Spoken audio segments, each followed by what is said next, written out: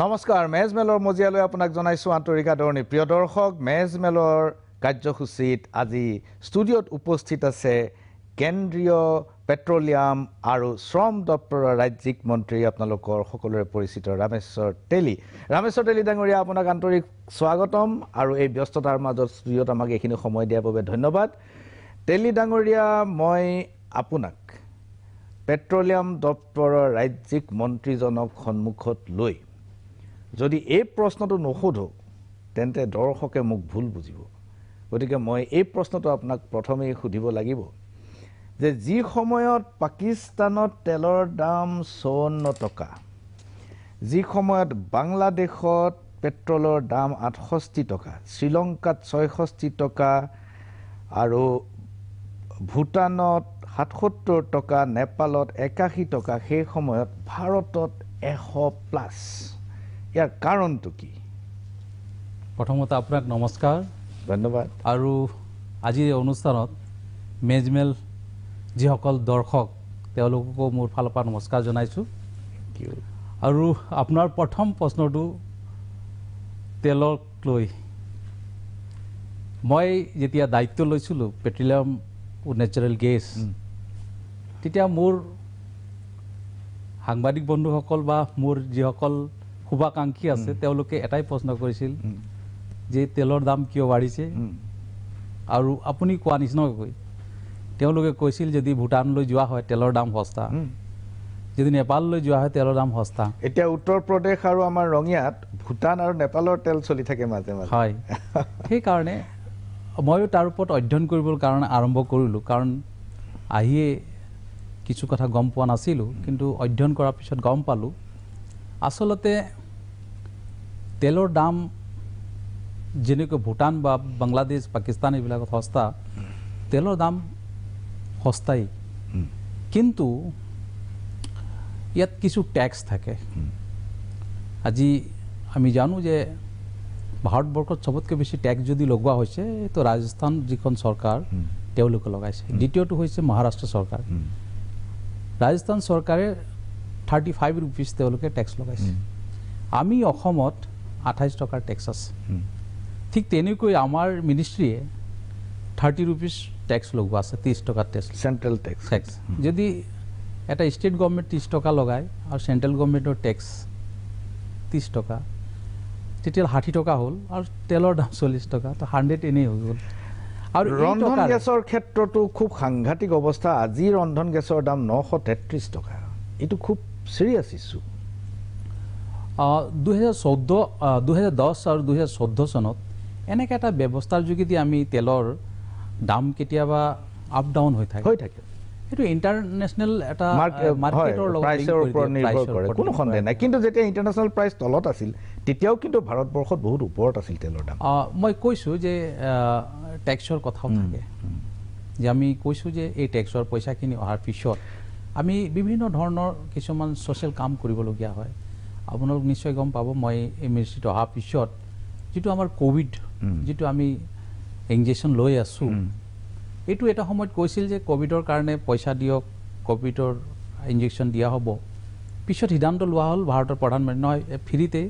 সকলো মানুহ দিব লাগিব তো এই যে আপুনি গম পাইছে যে 130 কোটি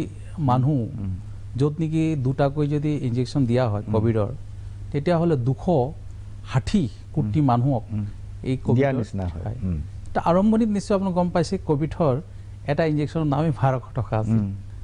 যদি এটা মানুহ 2400 টকাৰ যে ট্যাক্স ইনজেকশন লগাব লগিয়া হয়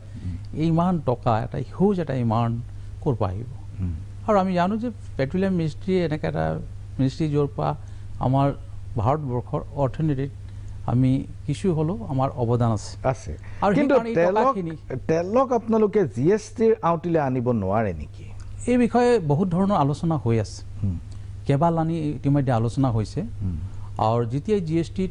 এটো যদি অনা হয় নিশ্চয় আপুনি গম পাইছে যে ভাৰত চৰকাৰে নিৰ্ধাৰণ কৰি দিয়া মতেই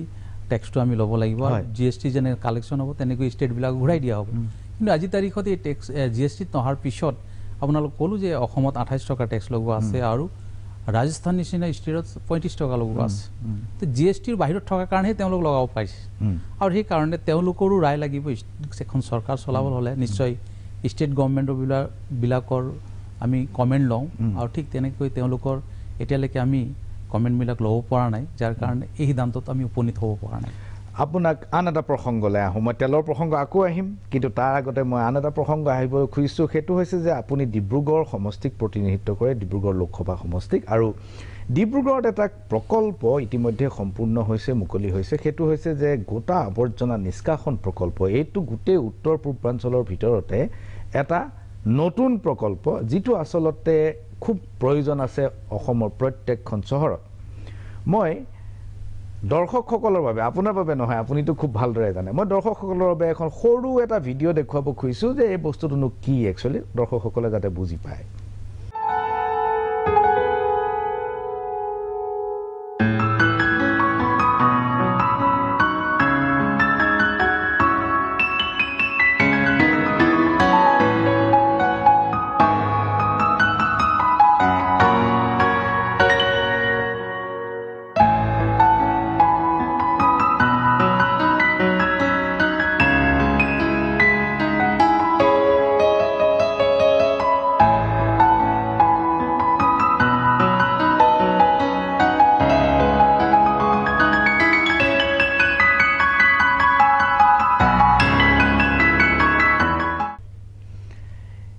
এইটো এটা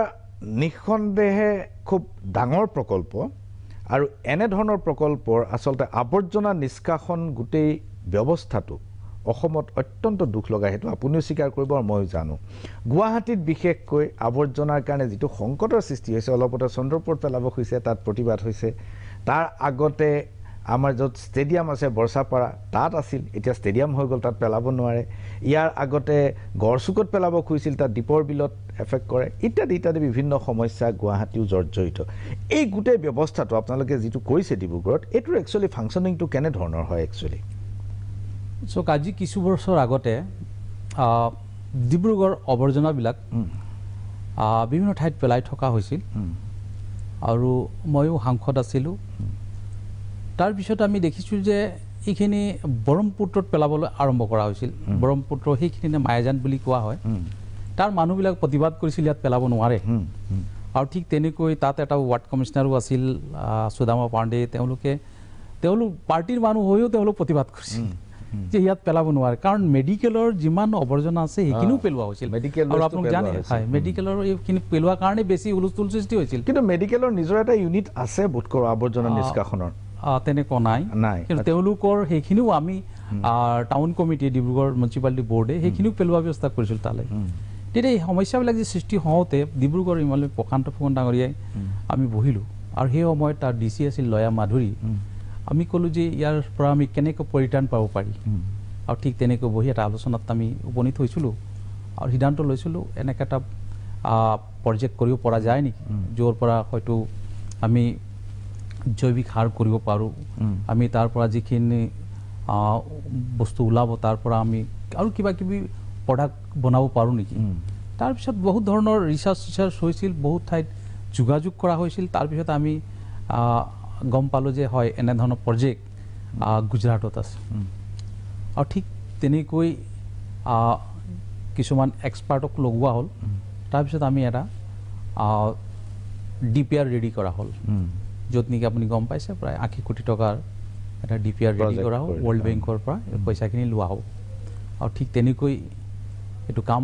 আৰম্ভ কৰিবলৈ যাওঁতে যথেষ্ট হুলস্থুল এটা পৰিৱেশ সৃষ্টি হৈছিল মানুহে কৈছিল যে ইয়াতে এইখিনি গোটেই ডিব্ৰুগড় জাবৰ জোঁথৰ আনি ইয়াত পেলাব ইয়াত হয়তো দুৰ্গন্ধ হ'ব ইয়াত বেমাৰ হ'ব মানুহে আমাক কৰিব দিয়া নাছিল আৰু বহুত ট্ৰাই কৰা হ'ল প্ৰশান্ত ফুকন ডাঙৰীয়া সেই সময়ত ঋতুপৰ্ণ বৰুৱা বুলি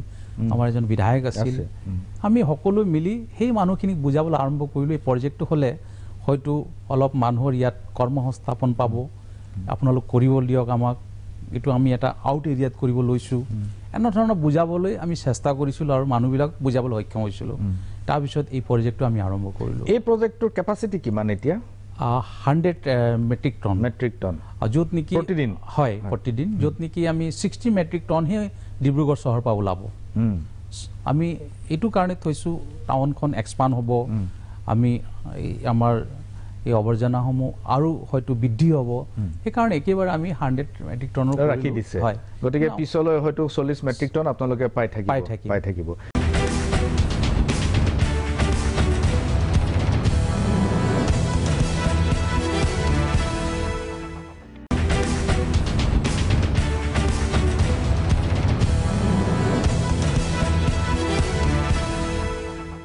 তেলি ডাঙৰীয়া মই আহোঁ পুনৰ তেলৰ প্ৰসংগলৈ উজনি অসমৰ বিশেষকৈ যোৰহাট শিৱসাগৰ নাজিৰাৰ মানুহ ৰৈ আছে আপোনাৰ পৰা এই উত্তৰটো পাবৰ কাৰণে যে ONGC আছাম এছেটক আপোনালোকে অইললৈ হস্তান্তৰ কৰিব খুজিছে অইল ইণ্ডিয়া লিমিটেডলৈ হস্তান্তৰ কৰিব খুজিছে কিয় এই সিদ্ধান্ত ল'বলৈ হৈছে প্ৰথম কথা হ'ল এতিয়ালৈ কোনো ধৰণৰ সিদ্ধান্ত হোৱা নাই আৰু পেট্ৰলিয়াম মিনিষ্ট্ৰীটো এই বিষয়ে আলোচনা এতিয়ালৈকে হোৱা নাই তেনেহ'লে কথাটো কেনেকৈ ওলাইছে ইমান ইতিমধ্যে মই গম পোৱা মতে ONGCৰ কিছুমান শীৰ্ষ বিষয়াই তেতিয়াৰ মুখ্যমন্ত্ৰী সোণোৱাল ডাঙৰীয়াৰ লগত এনেই কিবা কাৰণত হয়তো আহিছিল তেওঁলোকৰ লগত বিভিন্ন বিষয় লৈ ডিছকাছ কৰিছিল তেতিয়া কৈছিল যে ONGC লছত চলি আছে আছেট নাজিৰা এছেট বুলি কোৱা হয় এইটো লছত চলি আছে আৰু এইটো ঠিক যে 85ৰ আগত নিশ্চয় জানে অসমত আন্দোলন চলিছিল অস্থিৰ এটা অৱস্থা হৈছিল তেতিয়াও কিন্তু নাজিৰা এছেটটো খুব ধুনীয়াভাৱে চলিছিল তাত প্ৰডাকশ্যন ভাল আছিল কিন্তু আজি তাৰিখত কোনো ধৰণৰ তেনেকুৱা সমস্যা নোহোৱাৰ পিছতো তাত দেখা পোৱা গৈছে যে লছত চলি আছে প্ৰডাকশ্যন লাহে লাহে কমি গৈছে তেতিয়া এনেই হয়তো তেনেধৰণৰ কথা হৈছিল যে এইটো অল ইণ্ডিয়াৰ লগত যদি চামিল কৰি দিয়া হয় তেতিয়াহ'লে হয়তো ভাল হ'ব নেকি এনেধৰণৰ আলোচনা হৈছিল আৰু বৰ্তমানৰ যিজন CM তেওঁ এই বিষয়টো তেনেধৰণৰ হয়তো কিছু অফিচাৰৰ লগত কথা পাতিছিল কিন্তু দিল্লীত আমাৰ মিনিষ্ট্ৰীত কিন্তু তেনেধৰণৰ কোনো আলোচনা এতিয়ালৈকে হোৱা নাই ONGCৰ আছাম এছেটক অইললৈ হস্তান্তৰ কৰাটো যুক্তিসংগত বুলি আপুনি ভাবেনে নাভাবে প্ৰথম কথা হ'ল চাওক আপুনি জানে যে আমাৰ জাগিৰোড পেপাৰ মিল বন্ধ হৈ গ'ল ইয়াৰ কাৰণ কি লছত চলি থকাৰ কাৰণে আজি কোল ইণ্ডিয়া আপুনি জানে নৰ্থ ইষ্ট কোল ফিল্ড মাৰ্ঘেৰিটা ইতিমধ্যে বন্ধ হৈ গৈছে ইয়াৰ কাৰণ কি লছত চলি থকাৰ কাৰণে সেইকাৰণে এই কথাবিলাক হয়তো চিন্তা কৰা হৈছে আৰু ভাৰতৰ প্ৰধানমন্ত্ৰীও কৈ আছে যে লছত চলি থকা যিবিলাক আমাৰ ইণ্ডাষ্ট্ৰী হওক এইবিলাক কেনেকৈ আমি প্ৰফিটত আনিব পাৰি তাৰ কাৰণে চিন্তা কৰিব লাগিব চৰকাৰে নিজে বিজনেছ কৰিব নালাগে বুলি কৈছে তেখেতে সেইকাৰণে আপুনি চিন্তা কৰক আজি হ'ব পাৰে আমাৰ কোল ইণ্ডিয়াত 100 কোটিলৈকে লছত গৈছিল মই চাইছিলোঁ 2 বছৰ তেওঁলোকৰ উৎপাদন তাত কিন্তু এনেকুৱা হৈছিল যে কয়লা নাই এনেকুৱাও নহয় আমি জানো 30 বছৰৰ কাৰণে কয়লা মজুত হৈ আছে ৰিজাৰ্ভ আছে আৰু সেইকাৰণে সেই সময়ত সৰ্বানন্দ সোণোৱাল ডাঙৰীয়া তাই সিদ্ধান্ত ল'বলৈ গৈ আছিল যে মাৰ্ঘেৰিটাত এটা কোল বেছ পাৱাৰ প্ৰজেক্ট কৰিব লাগিব চিন্তা চৰ্চা আছিল সেইকাৰণে তাত কয়লা যথেষ্ট আছে যথেষ্ট থকাৰ পিছতো লছত গৈ আছিল আৰু যাৰ কাৰণে লাষ্টত আমি দেখা পালোঁ যে বন্ধ হৈ গ'ল ঠিক তেনেকৈ আমাৰ আপোনালোক জানে লাখ লাখ আমাৰ বাঁহৰ খেতিয়ক আছে অসমত নৰ্থ ইষ্টত আৰু ওচৰত থকা লাগি থকা ম্যানমাৰতো যথেষ্ট বাঁহৰ খেতি হয় এই বাঁহখিনি আমাৰ দুটা মিল আছিল পেপাৰ মিল আছিল আপুনি জানে শিলচৰ আৰু জাগিৰোড দুইটা মিলত আহিছিল আৰু সুন্দৰভাৱে চলিছিল কিন্তু আপোনাৰ নিশ্চয় টিভিটো দেখা পাইছে যে তাত এনেধৰণৰ হৈছিল যে এবাৰ এক গাড়ী বাঁহ আহিলে 3বাৰকৈ ৱেট কৰি কোল ইণ্ডিয়াৰ ক্ষেত্ৰতো একেটা কয়লা সিন্ডিকেট আছে ওচৰতে কয়লা কম দামত পায় কাষতে খান্দি থাকে আৰু তাৰ পৰাই কয়লাটো খান্দি আনে আনি পেলাই কম দামত বিক্ৰী কৰি দিয়ে কোল ইণ্ডিয়াৰ কয়লা কোনেও নিকিনে মই এটা কথা কৈছোঁ লোকচানত আছে মানি লৈছোঁ লোকচানৰ বহুত কাৰণ আছে মই যিটো গম পাইছোঁ মোৰ যিটো ইনপুট অইল ইণ্ডিয়াই প্ৰফিট কৰিছে 1500 কোটি টকা ইয়াৰ কাৰণটো হ'ল তেওঁলোকে নতুন টেকন'লজি ব্যৱহাৰ কৰিছে যাৰ কাৰণে তেওঁলোকে কম খনন কৰিও তেওঁলোকে তেল আনিব পাৰিছে আৰু নতুন খাদত নতুন যিবিলাক ফিল্ড সেইবিলাকত এক্সপ্ল'ৰ কৰিছে ONGCৰ যিবিলাক খাদ সেইবিলাক 40-50 বছৰ পুৰণি হৈ গৈছে তেওঁলোকৰ টেকন'লজি সম্পূৰ্ণ একেবাৰে পুৰণা 5000-6000 ফিটলৈকে তেওঁলোকে খানিব লগা হয় গতিকে আৰু আপোনালোকে ONGCৰ বহুখিনি যিবিলাক পটেনচিয়েল ফিল্ড সেই পটেনচিয়েল ফিল্ডবিলাক আপোনালোকে প্ৰাইভেটক দি দিছে এইবিলাক হৈছে লোকচানৰ কাৰণ আপুনি কি ভাবে সো অল ইণ্ডিয়াৰো আমি কিছু ফিল্ড ইতিমধ্যে আমি প্ৰাইভেট কোম্পানীক দিয়া হৈছে আৰু সেইকাৰণে কৈছোঁ যে 90% অসমীয়া মানুহ থকা এটা প্ৰতিষ্ঠান হৈছে অল ইণ্ডিয়া আৰু তাৰ কৈছোঁ কাৰ্যালয় দুলীয়াজানত থকাৰ কাৰণে চোৱা চিতাত সুবিধা হয় কিন্তু ONGCত কি হয় আপুনি জানে যে এজন যদি ইডি আহে তেওঁ 3 বছৰৰ কাৰণে আহে আপোনালোকে 6 বছৰত 6জন ইডি সলনি কৰিছে হয় এনেকুৱা প্ৰতি বছৰত এজনকে ইডি নিযুক্তি দিয়াৰ কি যুক্তি থাকিব পাৰে কিছুমান মানুহ আহে তেওঁলোক থাকিব নিবিচাৰে কিয় তেওঁলোক বাহিৰৰ পৰা আহে তেওঁলোক ভাবে যে আমি যাব লাগে আৰু ইয়াৰ পৰা আৰু ঠিক তেনেকৈ আমি দেখিছোঁ 6জন ইডি সলনি কৰাটো এইটো ভাৰতবৰ্ষ কোনো এটা উদ্যোগৰ ক্ষেত্ৰতো সম্ভৱ হোৱা নাই হয় কিন্তু মই কৈছোঁ যে তেওঁলোক নিজেই ইচ্ছামতে তেওঁলোক ট্ৰান্সফাৰ বিচাৰে বিভিন্ন অজুহাত দেখুৱাই আপোনাক কৈছোঁ মই মিনিষ্ট্ৰীত আহিছোঁ এতিয়ালৈকে মই দেখিছোঁ 300 মোৰ ওচৰত ট্ৰান্সফাৰ লেটাৰ আছে মোৰ 3 মাহ হোৱা নাই 300 ট্ৰান্সফাৰ লেটাৰ ইতিমধ্যে মোৰ ওচৰত আহিছে তেলি ডাঙৰীয়া মই মোৰ যিটো ইনপুট তাৰ পৰা মই বুজি পাইছোঁ যে ONGCৰ ট্ৰান্সফাৰ পলিচিটো ট্ৰান্সফাৰ যিটো নীতি সেইটো ভয়ংকৰ প্ৰতি বছৰে ট্ৰান্সফাৰৰ নামত 30 কোটি টকা অতিৰিক্ত খৰচ হয় কেৱল এই কৰ্মচাৰীসকলৰ স্থানান্তৰৰ কাৰণে যিটো খৰচ দিব লাগে 30 crore যোৱা বছৰ 30 কোটি টকা খৰচ হৈছে ট্ৰান্সফাৰত এইটো কেনেকৈ হ'ব মই সেইটোৱে কৈছোঁ যে কোনোবা হয়তো কিবা অজুহাত দেখুৱায় তেওঁ আহিছে চাকৰি কৰিবলৈ তেওঁ কয় যে মোৰ পৰিয়ালত এনেকুৱা এটা সমস্যা আছে মই সেইকাৰণে মই যাব বিচাৰোঁ আৰু মিনিষ্ট্ৰীও ভাবে তেওঁ সহানুভূতিৰে চোৱা হয় সঁচাকৈ কিজানি তেওঁৰ ঘৰত এনেকুৱা এটা পৰিৱেশ এটা আছে কিজানি সঁচাকৈ দিব লাগিব আহি এনেধৰণৰ আমি দেখিছোঁ মই কৈছোঁ যে এতিয়ালৈকে মোৰ ওচৰত 300 ইতিমধ্যে ট্ৰান্সফাৰৰ কাৰণে ইতিমধ্যে আবেদন আহিছে কাৰণ নৰ্থ ইষ্টত প্ৰথম এছিয়াৰ প্ৰথম তেল অসমত ওলাইছিল সেইখন অইল ছেক্টৰৰ যিবিলাক আছে তাত প্ৰথম কমাৰ্চিয়েল প্ৰডাকশ্যন পৃথিৱীৰ অসমতে হৈছে আমাৰ অসমীয়া মানুহ আছে আৰু তেওঁলোক ইতিমধ্যে বিভিন্ন ঠাইত আছে মোক কোনোবা ইণ্ডিয়াৰ বাহিৰৰ পৰাও টেলিফোন কৰিছে ছাৰ মই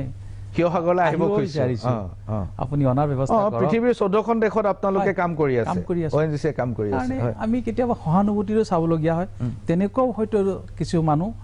ট্ৰান্সফাৰলৈ যাবলগীয়া হয় যাৰ কাৰণে আপুনি কৈছে 6 বছৰ 6জন ইডি ইতিমধ্যে গৈছে কিন্তু মুৰব্বী হেড মই কৰ্মচাৰীৰ কথাটো 30 কোটি টকাৰ কথাটোত আনিছোঁ কিন্তু যেতিয়া এটা আছাম এছেটৰ এক্সিকিউটিভ ডাইৰেক্টৰ প্ৰতি বছৰে এজনকে সলনি হ'লে আপুনি মেনেজমেণ্ট কেনেকৈ চলিব সেইটোৱে কৈছোঁ যে তেওঁ তেনেধৰণৰ অজুহাত দেখুৱাই হয়তো গুচি যায় যাৰ কাৰণে সমস্যা এটা সৃষ্টি হয় কিন্তু কথা হ'ল যে ইডিজন চেঞ্জ হ'লেই এটা কোম্পানী লছ হ'ব এনেকুৱা কোনো কথা নাই কেতিয়াও হ'ব নোৱাৰে আজি কথা কৈছোঁ সৰ্বানন্দ সোণোৱাল ডাঙৰীয়াই যিখিনি কৰি থৈ আহিলে বা কিবা এটা কাম আৰম্ভ কৰি থৈ আহিলে তো নতুন যিটো হিমন্ত বিশ্ব শৰ্মাৰ মুখ্যমন্ত্ৰী হ'লে সেইখিনি যদি ভাল হয় কিয় নকৰিব কৰিবই লাগিব আগুৱাই লৈ যাবলৈ আজি যিটো পৰ্যায়ৰ কথা আপুনি ক'লে কথা কৈছোঁ সেইটো সোণোৱাল ডাঙৰীয়াৰ কাৰ্যকালত আমি আৰম্ভ কৰিছিলোঁ আৰু হিমন্ত বিশ্ব শৰ্মা ডাঙৰীয়াৰ কাৰ্যকাল কমপ্লিট হৈছে আমি কণ্টিনিউ কৰিছোঁ তাত টকা পইচাৰ কথা আছিল আমি গোটেই ক্লিয়াৰ কৰিছোঁ আজি সেইটো আমি উন্মোচন কৰিবলৈ সক্ষম হৈছোঁ তো ঠিক তেনেকৈ ইডিলততো তেনেধৰণৰ কথা থাকিব নালাগে মই কৈছোঁ যে এই মানুহখিনি আমি ভাবোঁ নতুন নতুন কথা চিন্তা কৰিব লাগে নতুন নতুন এৰিয়াত যাব লাগে তেল উলিয়াব লাগে আমি সেইটো ভাবোঁ আজি ONGC নিশ্চয় আপোনাৰ গম পায় নাগালেণ্ডত তেওঁলোকে উলিয়াইছিল তেল আজি তেওঁলোকে তাৰ পৰা কিবা কাৰণত তেওঁলোকক আপুনি জানে যে তেওঁলোকক এছেম্বলিত এটা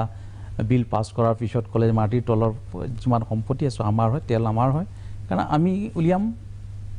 আৰু তেতিয়াৰ পৰা ONGCয়ে তেল উলিয়াবলৈ বন্ধ কৰিলে সেইটো ONGCয়ে আৰু আগবাঢ়িলে নাই কথা পাতিলে নাই তেওঁলোকৰ লগত এই বিষয়টো লৈ পিনে নিশ্চয় জানিব লাগিব আমি যে তেওঁলোকৰ আপুনি নিশ্চয় জানে 371 যিটো লগোৱা আছে সেইমতে তেওঁলোকে ইতিমধ্যে যেতিয়া এছেম্বলিত এটা বিল পাছ কৰিলে যে এইখিনি সম্পত্তি আমাৰ হয় আমি উলিয়াম তো আমাৰো দায়িত্ব আছে আমি তেওঁলোকৰ লগত কথা পাতিব লাগিছিল কিন্তু সেইটো নকৰি যদি আমি ভাবোঁ যে আমি নতুন এৰিয়াত গৈছিলোঁ খনন কৰিছিলোঁ কিবা কাৰণত বন্ধ হৈ গ'ল আমাৰ উৎপাদনৰ এইটো কমি গ'ল সেইকাৰণে আমাৰ লছ হৈছে এনেকৈ যদি ভাবি থাকে আৰু তেনেকৈ যদি কোম্পানী চলি থাকে কেনেকৈ চলিব ONGC আছাম এছেটটো ONGCৰ বৃহৎ গোটেই নিকায়টোৰ অংশ নাগালেণ্ডত যিটো ডিসপুট আছে দুই ধৰণৰ এটা ডিসপুট হ'ল আপুনি কোৱাটো আৰ্টিকল 371ৰ অধীনত তেওঁলোকে মাটিৰ তলৰ খনিজ সম্পদ সকলো ষ্টেটৰ সম্পত্তি দ্বিতীয় ডিসপুটটো সীমা বিবাদ কোনোবাটো অসমত কোনোবাটো নাগালেণ্ডত এতিয়া কথাটো হ'ল সীমা বিবাদৰ কাৰণে তিনিটা খাত বন্ধ হৈ আছে এতিয়া আৰু এদিন দুদিন নহয় দশকৰ পিছত দশক বন্ধ হৈ আছে এতিয়া কথাটো হ'ল এইটো চেষ্টা কেতিয়াবা চলোৱা হ'ল আপুনি নিজে কেন্দ্ৰীয় চৰকাৰৰ প্ৰতিনিধি এই দুয়োটা কামত কেন্দ্ৰৰ হস্তক্ষেপৰ প্ৰয়োজন নাছিল নে এক নম্বৰ সীমা বিবাদ দুই নম্বৰ আৰ্টিকল 371 হয় মই ভাবোঁ যে এইটো বিষয়ে আলোচনা হ'ব লাগিছিল কিমান হৈছে মই নাজানো কাৰণ মই ইতিমধ্যে মই এটা প্ৰতিবেদন বিচাৰিছোঁ এই বিষয়টো লৈ পিনে কিমানবাৰ তাৰ গভৰ্ণমেণ্টৰ লগত আলোচনা হ'ল আৰু তেনেধৰণৰ কোনোবা মাইনুছ আছে নেকি আমি কিবা কথা কোৱা গোটেইখিনি মোক লাগে বুলি ইতিমধ্যে মই বিচাৰিছোঁ আৰু মই নিশ্চয় ভাবোঁ যে তেনেধৰণৰ মাইনুছ কিবা আছে তাৰ ওপৰত নিশ্চয় তাৰ ওপৰত পৰ্যালোচনা কৰি আমি তেওঁলোকৰ গভৰ্ণমেণ্টৰ লগত আমি আলোচনা কৰিব লাগিব আৰু ঠিক তেনেকৈ ইতিমধ্যে মই নিজাববীয়াকৈ মই ৰামজি তেলীয়ে ইতিমধ্যে তাৰ মুখ্যমন্ত্ৰীলৈ চিঠি লিখিছোঁ আপুনি আহক আমাৰ মিনিষ্ট্ৰীত আমি কথা পাতিম আপোনাৰ এক্সপাৰ্টবিলাক লৈ পিনে আহক আমি আলোচনা কৰোঁ আৰু আপোনাৰ যি মাটিৰ তলত তেল আছে আমি উলিয়াবৰ কাৰণে চেষ্টা কৰিম তেলৰ যি ৰয়েলিটি পাব আপুনি তাৰ যোগেদি আপোনাৰ ষ্টেটত আপুনি ডেভেলপমেণ্ট কাম কৰক আপুনি এজন মুখ্যমন্ত্ৰী য'ত অসমৰ ভিতৰত নাম থকা মুখ্যমন্ত্ৰী কাম কৰক আপুনি ঠিক তেনেকৈ ইতিমধ্যে পত্ৰ এখন দিয়া হৈছে আৰু বিশেষকৈ আপোনালোক জানে যে অসমৰ মুখ্যমন্ত্ৰী হিমন্ত বিশ্ব শৰ্মা ডাঙৰীয়াও নেডাৰ তেওঁ আহ্বায়ক তেওঁক এই কথাটো কোৱা হৈছে আৰু তেওঁ কৈছে এই বিষয়টোত ইতিমধ্যে মই কাম চোৱাইছোঁ আৰু নিশ্চয় মই আশা ৰাখিছোঁ মই কিমান দিন পেট্ৰলিয়াম বিভাগৰ মন্ত্ৰী হৈ থাকিম ক'ব নোৱাৰোঁ মিনিষ্ট্ৰী কিন্তু মই মোৰ ফালৰ পৰা চেষ্টা চলাম আজি কৈছোঁ আপোনাক আপোনাৰ মঞ্চৰ পৰা যে মই নাগালেণ্ডত তেল উলিয়াবৰ কাৰণে মই যিমান পাৰিম মই চেষ্টা কৰিম প্ৰিয় দৰ্শক অসম নাগালেণ্ড সীমান্ত দীৰ্ঘদিন ধৰি ONGCৰ বহুবোৰ খাত নিষ্ক্ৰিয় অৱস্থাত আছে নাগালেণ্ড চৰকাৰৰ কেতবোৰ সিদ্ধান্তৰ বাবে আৰু সীমা বিবাদৰ বাবে এই মাত্ৰ পেট্ৰলিয়াম দপ্তৰৰ ৰাজ্যিক মন্ত্ৰী তেলী ডাঙৰীয়াই ক'লে যে তেখেতে নতুনকৈ প্ৰক্ৰিয়া আৰম্ভ কৰিছে এই বিষয়ে সমাধান সূত্ৰ আৱিষ্কাৰৰ বাবে এইখিনিতে লৈছোঁ ক্ষণিক সময়ৰ বাণিজ্যিক বিৰতি চাই থাকক মেজমেল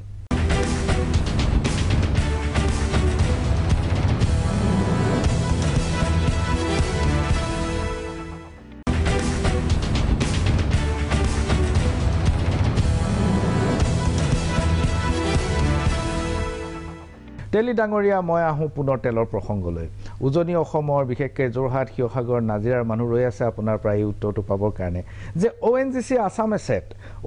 আছাম এছেটক আপোনালোকে অইললৈ হস্তান্তৰ কৰিব খুজিছে অইল ইণ্ডিয়া লিমিটেডলৈ হস্তান্তৰ কৰিব খুজিছে কিয় এই সিদ্ধান্ত ল'বলৈ হৈছে প্ৰথম কথা হ'ল এতিয়ালৈকে কোনো ধৰণৰ সিদ্ধান্ত হোৱা নাই আৰু পেট্ৰলিয়াম মিনিষ্ট্ৰীটো এই বিষয়ে আলোচনা এতিয়ালৈকে হোৱা নাই তেনেহ'লে কথাটো কেনেকৈ ওলাইছে ইমান ইতিমধ্যে মই গম পোৱা মতে ONGCৰ কিছুমান শীৰ্ষ বিষয়াই তেতিয়াৰ মুখ্যমন্ত্ৰী সোণোৱাল ডাঙৰীয়াৰ লগত এনেই কিবা কাৰণত হয়তো আহিছিল তেওঁলোকৰ লগত বিভিন্ন বিষয় লৈ ডিছকাছ কৰিছিল তেতিয়া কৈছিল যে ONGC লছত চলি আছে ONGC Assam asset Nazira asset বুলি কোৱা হয় এইটো লছত চলি আছে আৰু এইটো ঠিক যে 85ৰ আগত নিশ্চয় জানে অসমত আন্দোলন চলিছিল অস্থিৰ এটা অৱস্থা হৈছিল তেতিয়াও কিন্তু নাজিৰা এছেটটো খুব ধুনীয়াভাৱে চলিছিল তাত প্ৰডাকশ্যন ভাল আছিল কিন্তু আজি তাৰিখত কোনো ধৰণৰ তেনেকুৱা সমস্যা নোহোৱাৰ পিছতো তাত দেখা পোৱা গৈছে যে লছত চলি আছে প্ৰডাকশ্যন লাহে লাহে কমি গৈছে তেতিয়া এনেই হয়তো তেনেধৰণৰ কথা হৈছিল যে এইটো অল ইণ্ডিয়াৰ লগত যদি চামিল কৰি দিয়া হয় তেতিয়াহ'লে হয়তো ভাল হ'ব নেকি এনেধৰণৰ আলোচনা হৈছিল আৰু বৰ্তমানৰ যিজন CM তেওঁ এই বিষয়টো তেনেধৰণৰ হয়তো কিছু অফিচাৰৰ লগত কথা পাতিছিল কিন্তু দিল্লীত আমাৰ মিনিষ্ট্ৰীত কিন্তু তেনেধৰণৰ কোনো আলোচনা এতিয়ালৈকে হোৱা নাই ONGCৰ আছাম এছেটক অইললৈ হস্তান্তৰ কৰাটো যুক্তিসংগত বুলি আপুনি ভাবেনে নাভাবে প্ৰথম কথা হ'ল চাওক আপুনি জানে যে আমাৰ জাগিৰোড পেপাৰ মিল বন্ধ হৈ গ'ল ইয়াৰ কাৰণ কি লছত চলি থকা কাৰণে আজি কোল ইণ্ডিয়া আপুনি জানে নৰ্থ ইষ্ট কোল ফিল্ড মাৰ্ঘেৰিটা ইতিমধ্যে বন্ধ হৈ গৈছে ইয়াৰ কাৰণ কি লছত চলি থকাৰ কাৰণে সেইকাৰণে এই কথাবিলাক হয়তো চিন্তা কৰা হৈছে আৰু ভাৰতৰ প্ৰধানমন্ত্ৰীও কৈ আছে যে লছত চলি থকা যিবিলাক আমাৰ ইণ্ডাষ্ট্ৰি হওক এইবিলাক কেনেকৈ আমি প্ৰফিটত আনিব পাৰি তাৰ কাৰণে চিন্তা কৰিব লাগিব চৰকাৰে নিজে বিজনেছ কৰিব নালাগে বুলি কৈছে তেখেতে সেইকাৰণে আপুনি চিন্তা কৰক আজি হ'ব পাৰে আমাৰ কোল ইণ্ডিয়াত 100 কোটিলৈকে লছত গৈছিল মই চাইছিলোঁ 2 বছৰ তেওঁলোকৰ উৎপাদন তাত কিন্তু এনেকুৱা হৈছিল যে কয়লা নাই এনেকুৱাও নহয় আমি জানো 30 বছৰৰ কাৰণে কয়লা মজুত হৈ আছে ৰিজাৰ্ভ আছে আৰু সেইকাৰণে সেই সময়ত সৰ্বানন্দ সোণোৱাল ডাঙৰীয়া সিদ্ধান্ত ল'বলৈ গৈ আছিল যে মাৰ্ঘেৰিটাত এটা কোল বেছ পাৱাৰ প্ৰজেক্ট কৰিব লাগিব চিন্তা চৰ্চা আছিল সেইকাৰণে তাত কয়লা যথেষ্ট আছে যথেষ্ট থকাৰ পিছতো লছত গৈ আছিল আৰু যাৰ কাৰণে লাষ্টত আমি দেখা পালোঁ যে বন্ধ হৈ গ'ল ঠিক তেনেকৈ আমাৰ আপোনালোক জানে লাখ লাখ আমাৰ বাঁহৰ খেতিয়ক আছে অসমত নৰ্থ ইষ্টত আৰু ওচৰত থকা লাগি থকা ম্যানমাৰতো যথেষ্ট বাঁহৰ খেতি হয় এই বাঁহখিনি আমাৰ 2টা মিল আছিল পেপাৰ মিল আছিল আপুনি জানে শিলচৰ আৰু জাগিৰোড 2টা মিলত আহিছিল আৰু সুন্দৰভাৱে চলিছিল কিন্তু আপোনালোক নিশ্চয় টিভিটো দেখা পাইছে যে তাত এনেধৰণৰ হৈছিল যে এবাৰ এক গাড়ী বাঁহ আহিলে 3বাৰকৈ ৱেট কৰি কোল ইণ্ডিয়াৰ ক্ষেত্ৰতো একেটা কয়লা সিন্ডিকেট আছে ওচৰতে কয়লা কম দামত পায় কাষতে খান্দি থাকে আৰু তাৰ পৰাই কয়লাটো খান্দি আনি পেলাই কম দামত বিক্ৰী কৰি দিয়ে কোল ইণ্ডিয়াৰ কয়লা কোনেও নিকিনে মই এটা কথা কৈছোঁ লোকচানত আছে মানি লৈছোঁ লোকচানৰ বহুত কাৰণ আছে মই যিটো গম পাইছোঁ মোৰ যিটো ইনপুট অইল ইণ্ডিয়াই প্ৰফিট কৰিছে 1500 কোটি টকা ইয়াৰ কাৰণটো হ'ল তেওঁলোকে নতুন টেকনলজি ব্যৱহাৰ কৰিছে যাৰ কাৰণে তেওঁলোকে কম খনন কৰিও তেওঁলোকে তেল আনিব পাৰিছে আৰু নতুন খাদত নতুন যিবিলাক ফিল্ড সেইবিলাকত এক্সপ্ল'ৰ কৰিছে ONGCৰ যিবিলাক খাদ সেইবিলাক 40-50 বছৰ পুৰণি হৈ গৈছে তেওঁলোকৰ টেকনলজি সম্পূৰ্ণ একেবাৰে পুৰণা 5000-6000 ফিটলৈকে তেওঁলোকে খান্দিব লগা হয় গতিকে আৰু আপোনালোকে ONGCৰ বহুখিনি যিবিলাক পটেনচিয়েল ফিল্ড সেই পটেনচিয়েল ফিল্ডবিলাক আপোনালোকে প্ৰাইভেটক দি দিছে এইবিলাক হৈছে লোকচানৰ কাৰণ আপুনি কি ভাবে চক অল ইণ্ডিয়াৰো আমি কিছু ফিল্ড ইতিমধ্যে আমি প্ৰাইভেট কোম্পানীক দিয়া হৈছে আৰু সেইকাৰণে কৈছোঁ যে 90% অসমীয়া মানুহ থকা এটা প্ৰতিষ্ঠান হৈছে অল ইণ্ডিয়া আৰু তাৰ কৈছোঁ কাৰ্যালয় দুলীয়াজানত থকাৰ কাৰণে চোৱা চিতাত সুবিধা হয় কিন্তু ONGCত কি হয় আপুনি জানে যে এজন যদি ইডি আহে তেওঁ 3 বছৰৰ কাৰণে আহে আপোনালোকে 6 বছৰত 6জন ইডি সলনি কৰিছে হয় এনেকুৱা প্ৰতি বছৰত এজনকে ইডি নিযুক্তি দিয়াৰ কি যুক্তি থাকিব পাৰে কিছুমান মানুহ আহে তেওঁলোক থাকিব নিবিচাৰে কিয় তেওঁলোক বাহিৰৰ পৰা আহে তেওঁলোক ভাবে যে আমি যাব লাগে আৰু ইয়াৰ পৰা আৰু ঠিক তেনেকৈ আমি দেখিছোঁ 6জন ইডি সলনি কৰাটো এইটো ভাৰতবৰ্ষ কোনো এটা উদ্যোগৰ ক্ষেত্ৰতো সম্ভৱ হোৱা নাই হয় কিন্তু মই কৈছোঁ যে তেওঁলোক নিজে ইচ্ছামতে তেওঁলোক ট্ৰান্সফাৰ বিচাৰে বিভিন্ন অজুহাত দেখুৱাই আপোনাক কৈছোঁ মই মিনিষ্ট্ৰীত আহিছোঁ এতিয়ালৈকে মই দেখিছোঁ 300 মোৰ ওচৰত ট্ৰান্সফাৰ লেটাৰ আছে মোৰ 3 মাহ হোৱা নাই 300 ট্ৰান্সফাৰ লেটাৰ ইতিমধ্যে মোৰ ওচৰত আহিছে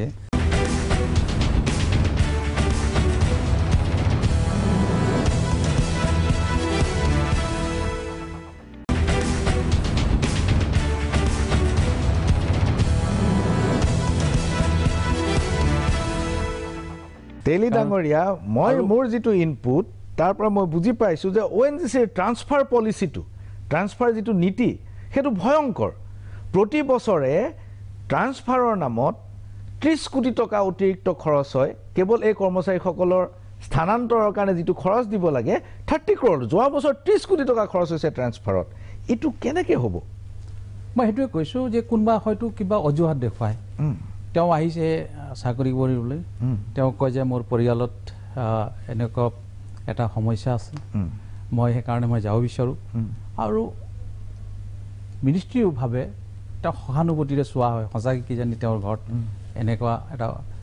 পৰিৱেশ এটা আছে কিজানি সঁচাকৈ দিব লাগিব আহি এনেধৰণৰ আমি দেখিছোঁ মই কৈছোঁ যে এতিয়ালৈকে মোৰ ওচৰত 300 ইতিমধ্যে ট্ৰান্সফাৰৰ কাৰণে ইতিমধ্যে আবেদন আহিছে কাৰণ নৰ্থ ইষ্টত প্ৰথম এছিয়াৰ প্ৰথম তেল অসমত ওলাইছিল সেইখন অইল ছেক্টৰৰ যিবিলাক আছে তাত প্ৰথম কমাৰ্চিয়েল প্ৰডাকশ্যন পৃথিৱীৰ অসমতে হৈছে আমাৰ অসমীয়া মানুহ আছে আৰু তেওঁলোক ইতিমধ্যে বিভিন্ন ঠাইত আছে মোক কোনোবা ইণ্ডিয়াৰ বাহিৰৰ পৰাও টেলিফোন কৰিছে ছাৰ মই শিৱসাগৰলৈ আহিব বিচাৰিছো আপুনি অনাৰ ব্যৱস্থা কৰক পৃথিৱীৰ 14খন দেশত আপোনালোকে কাম কৰি আছে ONGC কাম কৰি আছে আমি কেতিয়াবা সহানুভূতিৰে চাবলগীয়া হয় তেনেকুৱাও হয়তো কিছু মানুহ ট্ৰান্সফাৰলৈ যাবলগীয়া হয় যাৰ কাৰণে আপুনি কৈছে 6 বছৰ 6জন ইতিমধ্যে গৈছে কিন্তু মুৰব্বী হেড মই কৰ্মচাৰীৰ কথাটো 30 কোটি টকাৰ কথাটোত আনিছোঁ কিন্তু যেতিয়া এটা আছাম এছেটৰ এক্সিকিউটিভ ডাইৰেক্টৰ প্ৰতি বছৰে এজনকে সলনি হ'লে আপুনি মেনেজমেণ্ট কেনেকৈ চলিব সেইটোৱে কৈছোঁ যে তেওঁ তেনেধৰণৰ অজুহাত দেখুৱাই হয়তো গুচি যায় যাৰ কাৰণে সমস্যা এটা সৃষ্টি হয় কিন্তু কথা হ'ল যে এডিজন চেঞ্জ হ'লেই এটা কোম্পানী লছ হ'ব এনেকুৱা কোনো কথা নাই কেতিয়াও হ'ব নোৱাৰে আজি কথা কৈছোঁ সৰ্বানন্দ সোণোৱাল ডাঙৰীয়াই যিখিনি কৰি থৈ আহিলে বা কিবা এটা কাম আৰম্ভ কৰি থৈ আহিলে তো নতুন যিটো হিমন্ত বিশ্ব শৰ্মা মুখ্যমন্ত্ৰী হ'লে সেইখিনি যদি ভাল হয় কিয় নকৰিব কৰিবই লাগিব আগুৱাই লৈ যাবলৈ আজি যিটো পৰ্যায়ৰ কথা আপুনি ক'লে কথা কৈছোঁ সেইটো সোণোৱাল ডাঙৰীয়াৰ কাৰ্যকালত আমি আৰম্ভ কৰিছিলোঁ আৰু হিমন্ত বিশ্ব শৰ্মা ডাঙৰীয়াৰ কাৰ্যকাল কমপ্লিট হৈছে আমি কণ্টিনিউ কৰিছোঁ তাত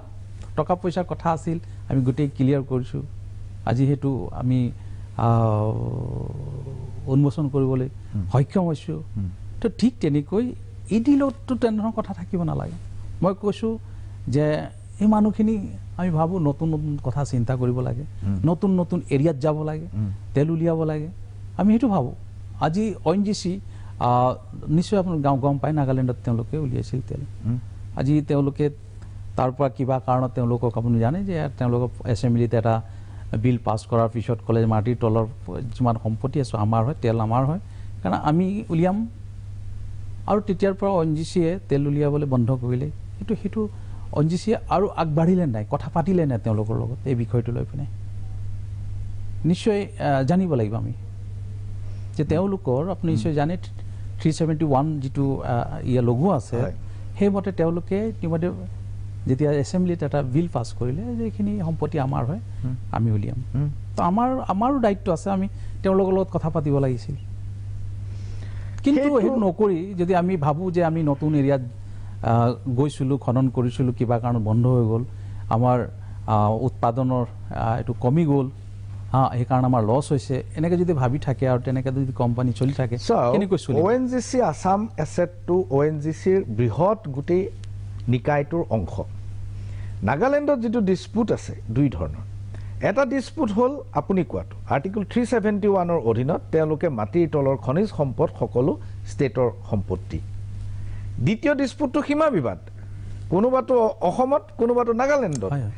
এতিয়া কথাটো হ'ল সীমা বিবাদৰ কাৰণে 3টা খাত বন্ধ হৈ আছে এতিয়া আৰু এদিন দুদিন নহয় দশকৰ পিছত দশক বন্ধ হৈ আছে এতিয়া কথাটো হ'ল এইটো চেষ্টা কেতিয়াবা চলোৱা হ'ল আপুনি নিজে কেন্দ্ৰীয় চৰকাৰৰ প্ৰতিনিধি এই দুয়োটা কামত কেন্দ্ৰৰ হস্তক্ষেপৰ প্ৰয়োজন নাছিল নে 1 নম্বৰ সীমা বিবাদ 2 নম্বৰ আৰ্টিকল 371 হয় মই ভাবোঁ যে এইটো বিষয়ে আলোচনা হ'ব লাগিছিল কিমান হৈছে মই নাজানো কাৰণ মই ইতিমধ্যে মই এটা প্ৰতিবেদন বিচাৰিছোঁ এই বিষয়টো লৈ পিনে কিমানবাৰ তাৰ গভৰ্ণমেণ্টৰ লগত আলোচনা হ'ল আৰু তেনেধৰণৰ কোনোবা মাইনুছ আছে নেকি আমি কিবা কথা কোৱা গোটেইখিনি মোক লাগে বুলি ইতিমধ্যে মই বিচাৰিছোঁ আৰু মই নিশ্চয় ভাবোঁ যে তেনেধৰণৰ মাইনুছ কিবা আছে তাৰ ওপৰত নিশ্চয় তাৰ ওপৰত পৰ্যালোচনা কৰি আমি তেওঁলোকৰ গভৰ্ণমেণ্টৰ লগত আমি আলোচনা কৰিব লাগিব আৰু ঠিক তেনেকৈ ইতিমধ্যে মই নিজাববীয়াকৈ মই ৰামজি তেলীয়ে ইতিমধ্যে তাৰ মুখ্যমন্ত্ৰীলৈ চিঠি লিখিছোঁ আপুনি আহক আমাৰ মিনিষ্ট্ৰীত আমি কথা পাতিম আপোনাৰ এক্সপাৰ্টবিলাক লৈ পিনে আহক আমি আলোচনা কৰোঁ আৰু আপোনাৰ যি মাটিৰ তলত তেল আছে আমি উলিয়াবৰ কাৰণে চেষ্টা কৰিম তেলৰ যি ৰয়েলিটি পাব আপুনি তাৰ যোগেদি আপোনাৰ ষ্টেটত আপুনি ডেভেলপমেণ্ট কাম কৰক আপুনি এজন মুখ্যমন্ত্ৰী য'ত অসমৰ ভিতৰত নাম থকা মুখ্যমন্ত্ৰী কাম কৰক আপুনি ঠিক তেনেকৈ ইতিমধ্যে পত্ৰ এখন দিয়া হৈছে আৰু বিশেষকৈ আপোনালোক জানে যে অসমৰ মুখ্যমন্ত্ৰী হিমন্ত বিশ্ব শৰ্মা ডাঙৰীয়াও নেডাৰ তেওঁ আহ্বায়ক তেওঁক এই কথাটো কোৱা হৈছে আৰু তেওঁ কৈছে এই বিষয়টোত ইতিমধ্যে মই কাম চলাইছোঁ আৰু নিশ্চয় মই আশা ৰাখিছোঁ মই কিমান দিন পেট্ৰলিয়াম বিভাগৰ মন্ত্ৰী হৈ থাকিম ক'ব নোৱাৰোঁ মিনিষ্ট্ৰী, কিন্তু মই মোৰ ফালৰ পৰা চেষ্টা চলাম। আজি কৈছোঁ আপোনাক আপোনাৰ মঞ্চৰ পৰা যে মই নাগালেণ্ডত তেল উলিয়াবৰ কাৰণে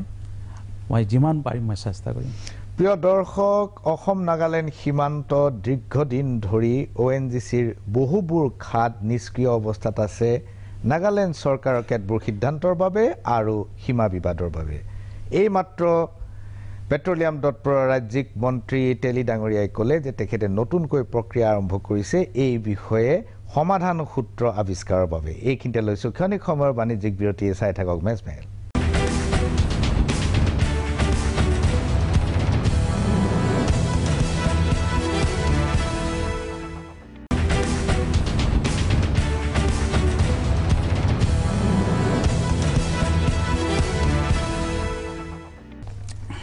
পুনৰ ঘূৰি আহিছোঁ মেজমেলৰ মজিয়ালৈ আৰু মেজমেলত আজি আমাৰ মাজত উপস্থিত কেন্দ্ৰীয় পেট্ৰলিয়াম আৰু শ্ৰম দপ্তৰৰ ৰাজ্যিক মন্ত্ৰী ৰামেশ্বৰ তেলী ডাঙৰীয়া। আমি বিষয়টো পাতি আছিলোঁ তেলৰ আৰু বিশেষকৈ ONGC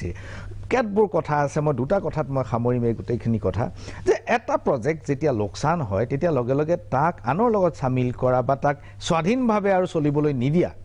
এই দুটাৰ মাজত পাৰ্থক্য আছে। বা বিক্ৰী কৰি দিয়া, বিক্ৰী কৰিলেতো কোনেও নিকিনে, লোকচান হোৱা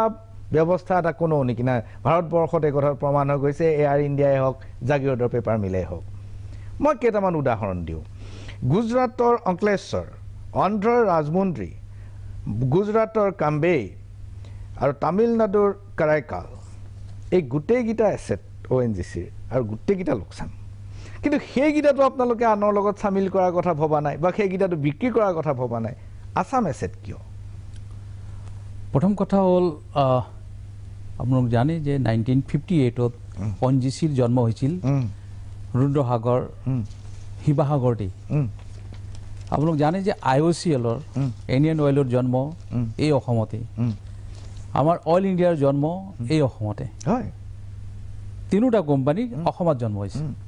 BOC বাৰ্মা অইল কোম্পানীয়ে প্ৰথম তেল মোৰ ঘৰৰ ওচৰতে বাৰ্মা অইল, আপোনাৰ ওচৰতে BOC, হয় BOC গেট। হয়, সেইকাৰণে এতিয়া ধৰি লওক সেই যিবিলাক এছেটৰ কথা আপুনি কৈছে পিছত হৈছে এইবিলাক, আৰু এইবিলাক এছেট ল'বলৈ কোনোবা মানুহ আগবাঢ়ি আছে নাই ক'ব নোৱাৰোঁ। কিন্তু অইল ইণ্ডিয়াই এনেই মৌখিকভাৱে হয়তো তেতিয়াৰ মুখ্যমন্ত্ৰী এতিয়াৰ মুখ্যমন্ত্ৰীৰ লগত অইল ইণ্ডিয়াৰ হয়তো উচ্চ পদস্থ বিষয়াৰ লগত এনেধৰণৰ আলোচনা চাগে হৈছিল। কাৰণ মই কোনো বিভাগৰ মন্ত্ৰী নাছিলোঁ, মই এজন MP আছিলোঁ, আৰু মুখ্যমন্ত্ৰী এজনে যিকোনো কথা পাতিব পাৰে, যিকোনো ইছ্যুৰ বিষয়ে কথা পাতিব। তেওঁ এটা ষ্টেটৰ হেড হয় আৰু মাটিৰ অধিকাৰটো ষ্টেট গভৰ্ণমেণ্টৰ থাকে। আৰু আজি যিমান কোম্পানী আহিলেও চৰকাৰৰ পৰা মাটি ল'বই লাগিব। আৰু সেইকাৰণে হয়তো তেনেধৰণৰ হয়তো আলোচনা হৈছে যে হয়তো উচ্চ পদস্থ বিষয়াবিলাকৰ লগত যে ONGC যদি ভাবে তেওঁলোকৰ লছ হৈছে, যদি আমাক গতাই দিব বিচাৰে, তেতিয়াহ'লে নিশ্চয় আমি আমাৰ কোম্পানীটোক আমি যেনেধৰণে চলাইছোঁ তেনেকৈ চলাই তাক প্ৰফিট কৰিবৰ কাৰণে চেষ্টা চলিম। এনেধৰণৰ হয়তো কথা কেতিয়াবা হ'ব পাৰে, মই এই কথা নাজানো, মই আপোনাক কৈছোঁ।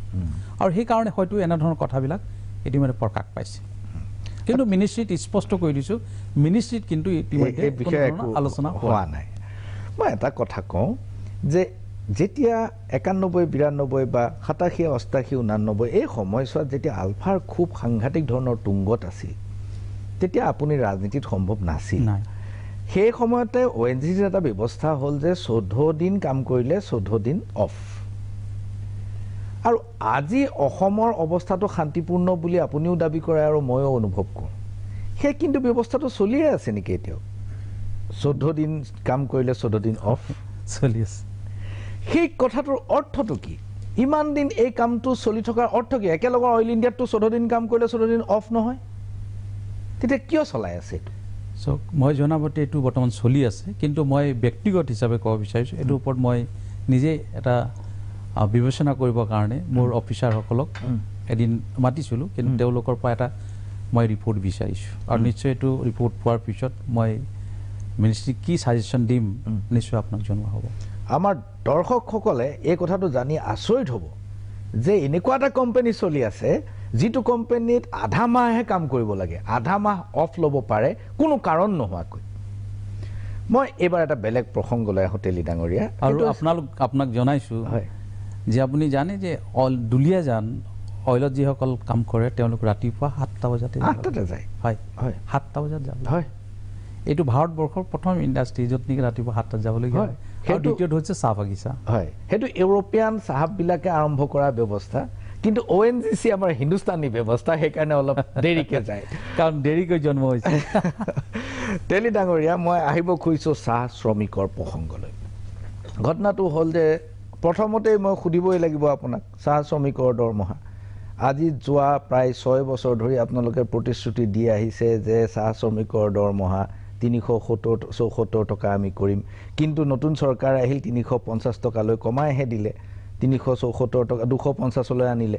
এতিয়া এই ব্যৱস্থাটো আপোনালোকে কেনেকৈ ভাবিছে এই মেকানিজমটো কেনেকৈ ডেভেলপ কৰিব 374টো কেতিয়া হ'ব চক প্ৰথম কথা হ'ল আমিও চাহ বাগিচাৰ লগতে জড়িত 200 বছৰ আগত সেই সময়ত মধ্যপ্ৰদেশৰ পৰা অসমলৈ আহিছিলোঁ চাহ বাগিচাত কাম কৰিব আৰু আজি তাৰিখতো বৰহাট চাহ বাগিচাত মোৰ মাৰ ঘৰ আছিল মাহীহঁতি এতিয়াও কাম কৰে আৰু মই অন্তৰৰ পৰা ভাবোঁ যে চাহ বাগিচাৰ মানুহবিলাকৰ মজুৰি বৃদ্ধি হ'ব লাগে কিন্তু আমি বৰ্তমান চৰকাৰত আছোঁ আমি কিবা কথা এটা কোৱাৰ আগে আগে আমি কিছু হ'লেও চিন্তা কৰি ক'বলগীয়া হয় বা খুব অধ্যয়ন কৰি কথাখিনি ক'বলগীয়া হয় এনেই নহ'লে মানুহে ক'ব যে এজন মন্ত্ৰী হৈছে আৰু তেওঁ যেনেকৈ আমি যি বিষয়বিলাক এতিয়া আপোনাক আলোচনা কৰিলোঁ নিশ্চয় বিষয়বিলাক অলপ হ'লেও অধ্যয়ন কৰিহে কথাখিনি আপোনাক কৈছোঁ কাৰণ গোটেই কথাবিলাকতো মই শিকি অহা নাই সেইকাৰণে কৈছোঁ চাহ বাগিচাত মজুৰি যদি বৃদ্ধি কৰি দিয়া হয় বাগানবিলাক কেনেকৈ চলিব এই কথাবিলাকো চিন্তা কৰাৰ প্ৰয়োজন আছে মূল উদ্যোগটো চলি থাকিব লাগিব তাত লাখ লাখ মানুহ জড়িত হৈ আছে মই অন্তৰৰ পৰা কৈছোঁ চাহ শ্ৰমিকৰ যি মজুৰি বৃদ্ধি হ'ব লাগে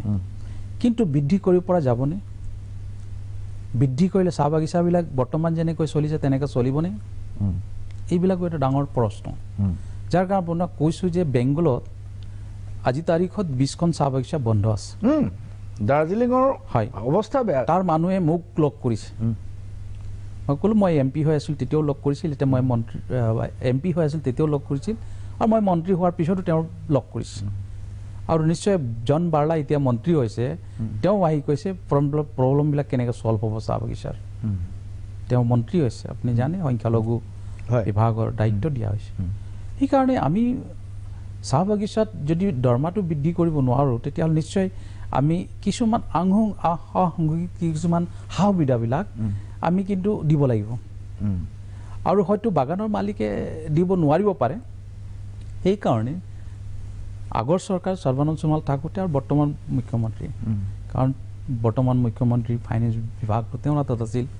সেইকাৰণে আমি কৈছিলোঁ যে কিছু আমি কাম কৰিব লাগিব চাহ বাগিচাৰ মানুহৰ কাৰণে যাতে তেওঁলোকৰ আৰ্থিক অৱস্থাত আৰু ভাল কৰিব পৰা যাব যে অকল দৰমহা বৃদ্ধি কৰিলেই আৰ্থিক অৱস্থা ভাল হৈ যাব এনেকুৱা নহয়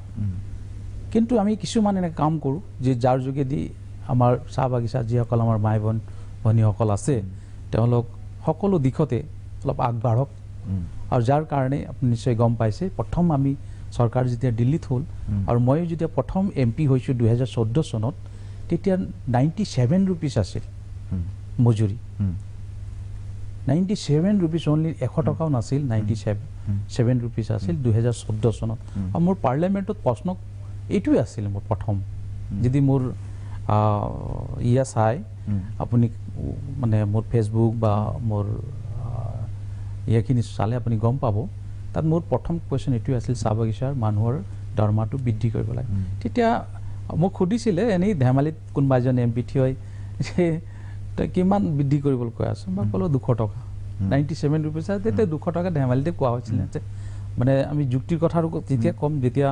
কথাখিনি আহিব যে বৃদ্ধিটো কিয় ক'বলৈ কৰিব লাগে কিমান কৰিব লাগে তেতিয়া কৈছে ইমান কম কেলৈ কৈছে বুলি কৈছে কিছুমান MPয়ে মোক মই ক'লোঁ বহুত কথা আছে কেতিয়াবা যদি সময় পোৱা হয় তেতিয়াহ'লে কথাখিনি বিতংভাৱে কেতিয়াবা আলোচনা কৰিবলৈ পাৰ্লিয়ামেণ্ট সময় পাম তেতিয়া নিশ্চয় আমি ক'ম সেইকাৰণে আমি ফাইনেন্স মিনিষ্টাৰ হিমন্ত বিশ্ব শৰ্মা ডাঙৰীয়া আৰু এই সময়ৰ মুখ্যমন্ত্ৰী সৰ্বানন্দ সোণোৱাল ডাঙৰীয়াক কৈছিলোঁ যে চাহ বাগিচাত কিছু কাম কৰিব লাগিব আৰু সেই সময়তে আমি আপোনাক জনাবলৈ সুখী হৈছোঁ যে আমি বাগিচাৰ মানুহৰ কোনো একাউণ্টেই নাছিল বেংকৰ একাউণ্ট নাছিল আৰু তেতিয়া আমি প্ৰায় 7.5 লাখ মানুহ একাউণ্ট খুলিছিলোঁ আৰু তেতিয়া আমি একাউণ্ট খুলিবলৈ যাওঁতে মুখ্যমন্ত্ৰী আৰু ফাইনেন্স মিনিষ্টাৰক কৈছিলোঁ যে বাগানৰ মানুহ একাউণ্ট খোল বুলি ক'লে কেতিয়াও নুখুলিব আপুনি কওক যে কিবা এটা দিম বুলি তেতিয়া তেওঁলোকে একাউণ্ট খুলিব আৰু তেতিয়াই কোৱা হৈছিলে যে আপোনালোক 5,000 টকা দিয়া হ'ব আৰু তেতিয়া আমি দেখিছিলোঁ বাগানৰ মানুহবিলাক একাউণ্ট খুলিবলৈ গৈছিল তো কোনোবা সহি কৰিব নাজানে থাম্পছ লোৱা হৈছিল থাম্পছ এনেকুৱা এটা দুখৰ কথা আপোনাক কৈছোঁ পাত ছিঙি থাম্পছত যিবিলাক আমাৰ থাকে থাম্পছৰ ৰেখাবিলাক নোহোৱা হৈ গৈছে এনেকৈ কাম কৰে বাগানৰ মানুহ কাৰণ মই এইকাৰণে কৈছোঁ যে মোৰ ঘৰৰ মানুহ আজি তাৰিখতো কৰি আছে মই ক'লোঁ বৰহাট চাহ বাগিচাত মোৰ মাহেঁতি 3 ভনী আছিল সৰুজনী এতিয়াও বৰ্তমান কৰি আছে তাত বাগানৰ লাইনতে থাকে তাৰপিছত আমি দেখিছিলোঁ তেনেকৈ 7.5 লাখ একাউণ্ট খোলা হৈ গ'ল তাৰপিছত 2.5 লাখ 2,500 5,000 টকা দিয়া হ'ল এতিয়া অলপ দিন আগত আৰু 3,000 টোটেল 8,000 টকা দিয়া হ'ল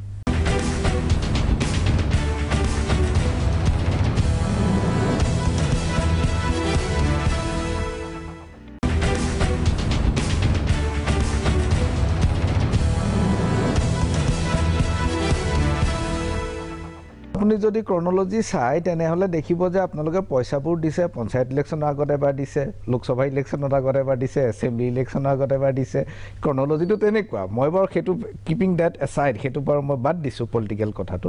কিন্তু আপুনি এই কথাটো খুব গুৰুত্বপূৰ্ণ কথা কৈছে যে মূল উদ্যোগটোৰ কথাও চিন্তা কৰিব লাগিব নিশ্চয় আচ্ছা মূল উদ্যোগটো আপুনি শ্ৰমিকৰ দিশটো আপুনি চাইছে কিন্তু মূল উদ্যোগৰ মানুহবিলাকৰ লগত আপুনি কি ধৰণৰ কাৰণ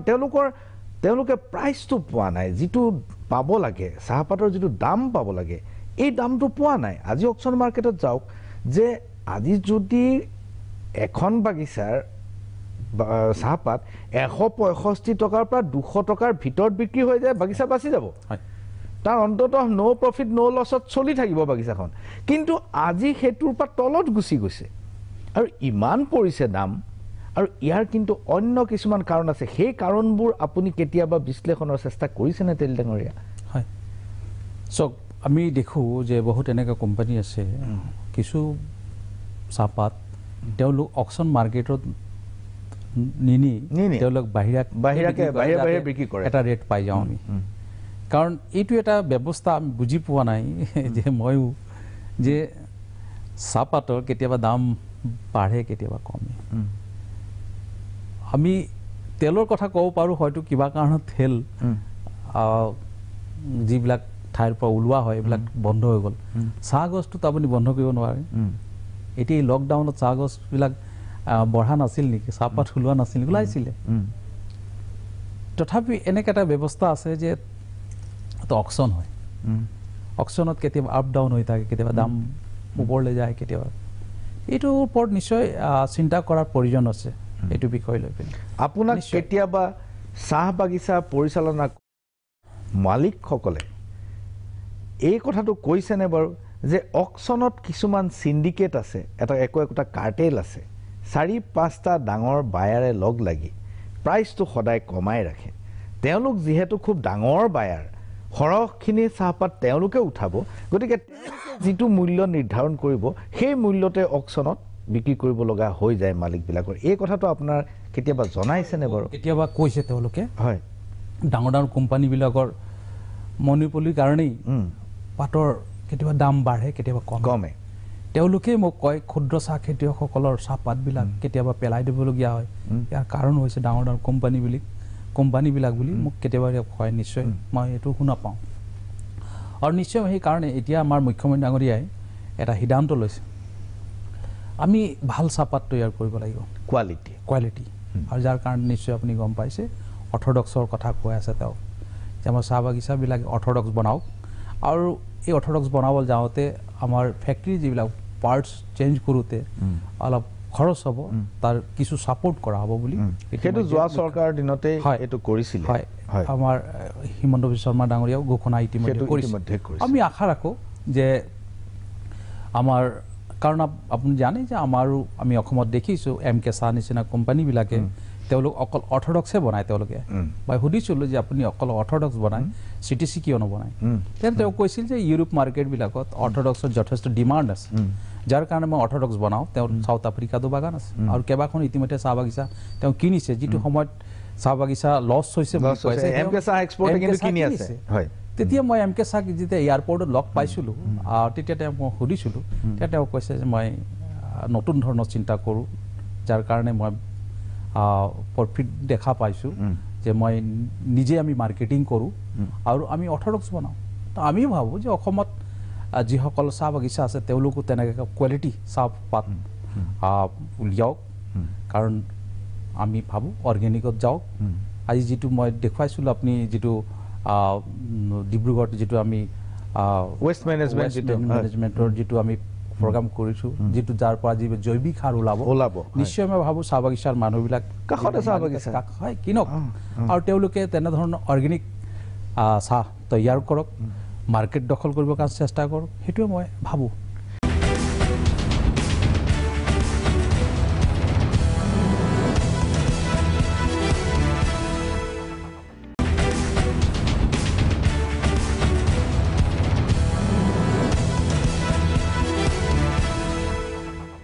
তেলী ডাঙৰীয়া আন এটা প্ৰসংগলৈ আহিব খুজিছোঁ সেইটো হৈছে যে শেহতীয়াকৈ কেন্দ্ৰীয় চৰকাৰে এইটো সিদ্ধান্ত লৈছে যে কেইবছৰমানৰ পিছত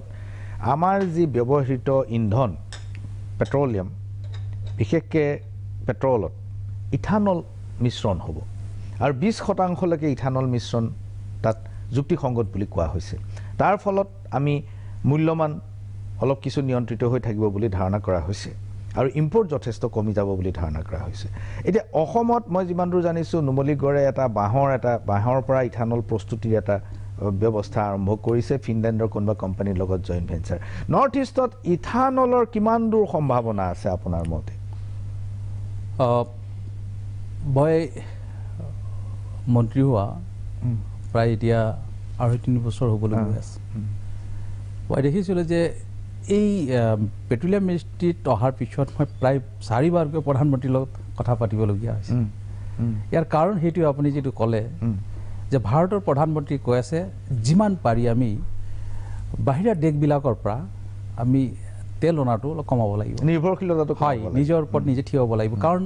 এটা মোটা ধন ইতিমধ্যে তেলৰ কাৰণে ওলাই যায় গুচি গৈছে কৈছে এইখিনি কেনেকৈ ৰখাব পৰা যে তাৰ ওপৰত আপোনালোক বিবেচনা কৰক আৰু ইয়াৰ পৰা ৰিচাৰ্চ কৰক আৰু ঠিক তেনেকৈ আপুনি গম পাইছে যে আমি জানো যে নাগপুৰত যিবিলাক মিউনিচিপালিটি কৰ্পৰেশ্যনৰ যিবিলাক বাছ আছে ইতিমধ্যে চাউলৰ পৰা ইতিমধ্যে ইথানল তেওঁলোকে উলিয়াইছে আৰু 20% বাইণ্ডিং কৰি এই গাড়ীবিলাক চলাইছে আমি হয়তো এটা সময়ত হয়তো 50% 60% লৈকে যাব পাৰোঁ হয়তো সম্ভৱ হ'ব পাৰে আৰু হয়তো কোৱা হৈছে আমাৰ যিবিলাক গাড়ী হওক যান বাহনবিলাকক হয়তো পাৰ্টছবিলাক চেঞ্জ কৰিব লাগিব ইঞ্জিন চেঞ্জ কৰিব লাগিব তেতিয়া আমি 60টো যাব পাৰোঁ 50টো যাব পাৰোঁ কিন্তু সদ্যহতে 20% লৈকে যাবৰ কাৰণে সিদ্ধান্ত লোৱা হ'ল আৰু ঠিক তেনেকৈ কাম ইতিমধ্যে আৰম্ভ হৈছে আৰু সেইকাৰণে আপোনাক কৈছোঁ যে আমাৰ নাগপুৰত ইতিমধ্যে নীতিন গাডকাৰীৰ প্ৰচেষ্টাত ইতিমধ্যে ইথানল ওলোৱা হৈছে আৰু তাৰ গাড়ীবিলাক ইতিমধ্যে 20% বাইণ্ডিং কৰি এই গাড়ীবিলাক চলোৱা হৈছে ঠিক তেনেকৈ আমি অসমত ইতিমধ্যে আমাৰ অইল ইণ্ডিয়া দুলীয়াজান ইতিমধ্যে যোৰহাটত এখন কৰাৰ কথা চিন্তা কৰিছে য'ত ৰাইচৰ পৰা চাউলৰ পৰা কৰিব ঠিক তেনেকৈ আপুনি ক'লে যে আমাৰ এই পেপাৰ মিলটো বন্ধ হৈ গ'ল আৰু আপুনি জানে যে আমাৰ নৰ্থ ইষ্টত যথেষ্ট বাঁহ হয় এতিয়া বাঁহবিলাকৰ কাম নাইকিয়া হৈ গৈছে এতিয়া বাঁহৰ ঘৰো নবনায় মানুহে পকা ঘৰ বনায় হয় সেইকাৰণে যিসকল বাঁহৰ খেতিয়ক আছে তেওঁলোকো ইনকম আগত যেনেকুৱা আছিল কাৰণ মই এবাৰ মণিপুৰলৈ মিজোৰামলৈ যাওঁতে তাৰ মুখ্যমন্ত্ৰীক লগ পাইছিলোঁ আৰু তেওঁ কৈছিল যে আমাৰ ইয়াত যথেষ্ট বাঁহ হয় পাহাৰবিলাকত আৰু এই 2টা পেপাৰ মিল আছিল অসমত আৰু এই পেপাৰ মিলবিলাকত বাঁহ গৈছিল আৰু আমাৰ মানুহবিলাক কিছু হ'লেও গাঁৱৰ মানুহবিলাক পইচা হাতত আহিছিল কিন্তু আজি বন্ধ হৈ যোৱাৰ কাৰণে যথেষ্ট কষ্ট হৈছে আৰু বাঁহত আৰু আমি চুপ টুপ এইবিলাকতো খাওঁহে কিমান খাব আপুনি কিমান খাব ধেমালি ঘৰতে কৈছে আৰু কিন্তু সেই ধেমালি ঘৰত কোৱা কথাটোতো বহুত সঁচা কথা আছে নিষ্ঠুৰ সত্য হয় নিশ্চয় সেইকাৰণে মই ধেমালিত ময়ো কৈছিলোঁ অলপ পইচা দিয়ক খোলাৰ ব্যৱস্থা কৰিম কিন্তু এইটো সম্ভৱেই নহয় এটা সৰু ষ্টেট আৰু এতিয়া যিটো আমি আপুনি ক'লে যেনেকৈ যে ফিনলেণ্ডৰ এটা টেকন'লজি আমি ইতিমধ্যে নুমলীগড়ত বহাব লৈছোঁ আৰু যাৰ যোগেদি লাখ লাখ আমাৰ যিসকল বাঁহৰ খেতিয়ক আছে তেওঁলোক উপকৃত হ'ব ইতিমধ্যে আমি বাঁহৰ ডিপু কৰিবলৈ বাঁহবিলাক ষ্টক কৰিবৰ কাৰণে ডিপু এইবিলাক ইতিমধ্যে পেপাৰত ইতিমধ্যে এডভাৰটাইজমেণ্ট ওলাইছে বহুতে আবেদন কৰিছে আমি ডিপু খুলিম আমি তাত ষ্টক কৰিম তাত বাঁহৰ কটা হ'ব তাত ৱেট কৰা হ'ব নুমলীগড় ৰিফাইনেৰী আহিব তাৰ পৰা এই আমি বায়'ডিজেল আমি বনাম তো তেনেকুৱা কাম ইতিমধ্যে আৰম্ভ কৰি থকা হৈছে এতিয়া কোৱা হৈছে কুঁহিয়াৰৰ পৰা তেল উলিয়াব লাগিব মানে ইথানল ওলাব লাগিব আলুৰ পৰা ইথানল ওলাব লাগিব এই কাম গোটেই ভাৰতবৰ্ষত ইতিমধ্যে আৰম্ভ হৈছে আৰু আমাৰ মিনিষ্ট্ৰী ইতিমধ্যে বিভিন্ন প্ৰাইভেট কোম্পানীবিলাকৰ লগতো ইতিমধ্যে এগ্ৰিমেণ্ট কৰিছে যে আপুনি প্ৰডাকশ্যন কৰা ইথানলটো আমি ল'ম আৰু বিশেষকৈ IOCL এইটো আগভাগ লৈছে আমাৰ গেইল অন্যান্য বহুত কেইবাটা কোম্পানী ইতিমধ্যে আগভাগ লৈছে আৰু আমি আশা ৰাখিছোঁ ৩-৪ বছৰৰ ভিতৰত আমি হয়তো বাহিৰৰ পৰা যি তেল আনো তাত হ'লেও কিছু হ'লেও আমি উপশম হ'ব কিছু হ'লেও ইম্পৰ্ট আমাৰ কমিব তেলী ডাঙৰীয়া আপুনি পূৰ্বতে খাদ্য সংসাধন দপ্তৰৰ মন্ত্ৰী আছিল আৰু পৰৱৰ্তী অৱস্থাত আপুনি দুটা অত্যন্ত গুৰুত্বপূৰ্ণ মন্ত্ৰালয় হাতত পাইছে এটা তেল ইটো শ্ৰম আৰু দুইটাই আমাৰ পেট্ৰলিয়াম আৰু চাহপাতৰ লগত জড়িত অসমৰ মানুহে আপোনাৰ মুখলৈ চাই আছে কি নতুন কৰিব পাৰে সকলোৱে আশা কৰিছে ৰামেশ্বৰ তেলী নতুন গুৰুত্বপূৰ্ণ দপ্তৰ পাইছে গতিকে নিশ্চয় তেখেতে কিবা নহয় কিবা এটা স্থায়ী কাম কৰি যাব আৰু দৰ্শকসকলৰ হৈ মই আপোনাক পুনৰ কৃতজ্ঞতা জ্ঞাপন কৰিলোঁ এইখিনি সময় দিয়াৰ বাবে আৰু ভৱিষ্যতৰ দিনবিলাকত বহুত প্ৰশ্ন আছে বহুত কথা পাতিব লগা আছে নিশ্চয় লগ পাম আজিলৈ ইমানতে সামৰিছোঁ নমস্কাৰ